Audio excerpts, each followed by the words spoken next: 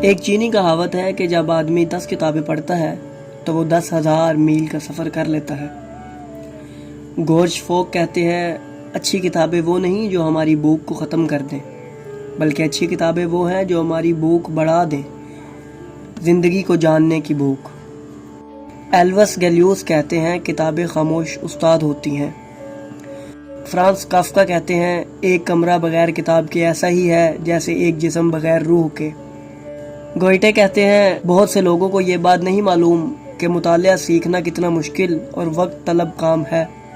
میں نے اپنے 80 سال لگا دیے لیکن پھر بھی یہ نہیں کہہ سکتا ہوں کہ میں صحیح سمت کی جانب ہوں۔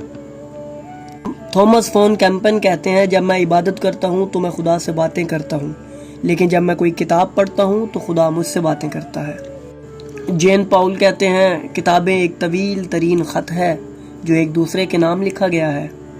گیتھولڈ کہتے ہیں دنیا اکیلے کسی کو مکمل انسان نہیں بنا سکتی، اگر مکمل انسان بننا ہے تو پھر اچھے مصنفین کی تصانیف پڑھنا ہوں گی۔ نویلس کہتے ہیں کتابوں سے بھری ہوئی لائبریری ایک ایسی جگہ ہے جہاں ہم ماضی اور حال کے دیوتاؤں سے آزادی کے ساتھ گفتگو کر سکتے ہیں۔ کتابیں پیالے کی مانند ہیں جن سے پانی پینا تمہیں خود سیکھنا ہوگا۔